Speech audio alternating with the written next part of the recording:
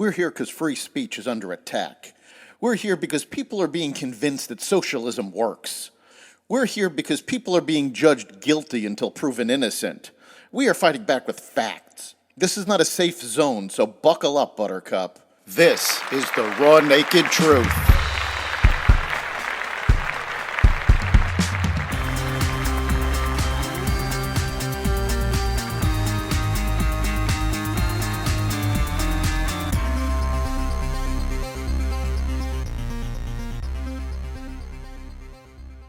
Hunter Biden's business partner testifies, bringing back U.S. nuclear power, ISIS attacks, and more.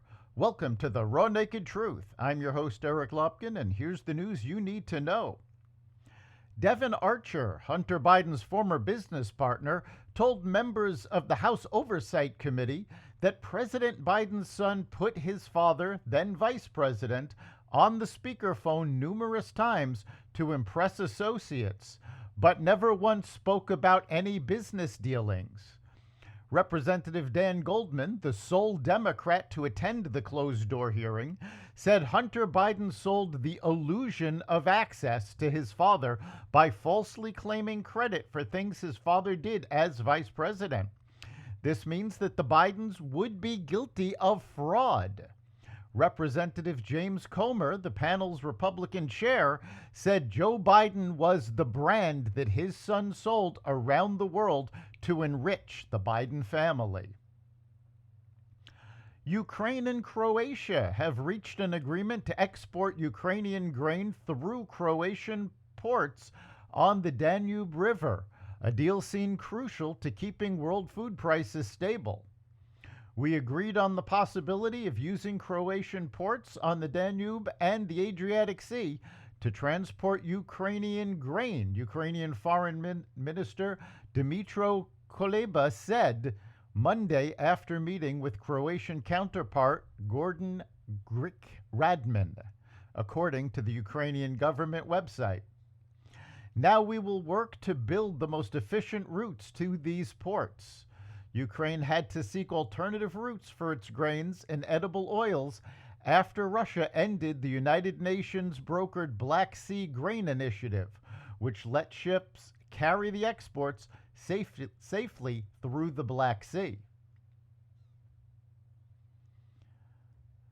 Islamic State Khorasan, the Islamic State affiliate in South Asia, claimed responsibility Monday for a suicide bombing that killed dozens of people at a political rally in northwest Pakistan on Sunday. The group, also known as ISIS-K, said the attack was part of its war against democracy, the New York Times reported, citing the Site Intelligence Group. The death toll from the blast rose to at least 54 on Monday. Another 200 people were wounded. The attack was one of the deadliest Pakistan has seen for months in the region near the country's border with Afghanistan, where Islamist militant groups have been active in the last year.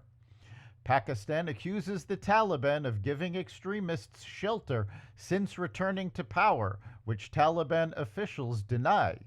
The Taliban took power in Afghanistan after Joe Biden authorized the disastrous withdrawal from that country. The Georgia Power Company announced Monday the first totally new U.S. nuclear reactor built in decades had completed tests and was supplying electricity to the grid. At full power, Unit 3 at Plant Vogtle, southeast of Augusta, will produce 1,100 megawatts, enough to power 500,000 homes and businesses. The reactor is sending electricity to utilities in Georgia, Florida, and Alabama. Another new reactor at the plant is nearing completion. The two new reactors were supposed to cost $14 billion, but the price tag ballooned to $31 billion. The plant's debut came as government officials and some utilities seek ways to fight climate change and take a fresh look at nuclear power as an alternative to plants that burn fossil fuels. Finally, on a sad note, actor Paul Reubens, best known for his off-the-wall Pee Wee Herman character, has died at age 70 after a private battle with cancer. Rubens started his career in the Los Angeles comedy troupe The Groundlings in the 1970s before launching the Pee Wee Herman Show as a stage production in 1980. The character became a cult hero with his first movie, Pee-wee's Big Adventure, with director Tim Burton in 1985, and his 1986 to 1990 TV show, Pee-wee's Playhouse.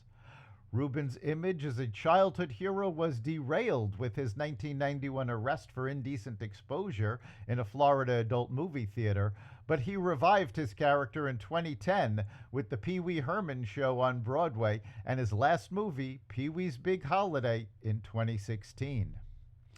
That's the Raw Naked Truth. You can catch every episode of The Raw Naked Truth at xvadio.com/podcasts, the Apple Podcasts app, Google Podcasts, Spotify, iHeartRadio, Audible, Amazon Music, and other platforms that respect freedom of speech. We'll see you next time.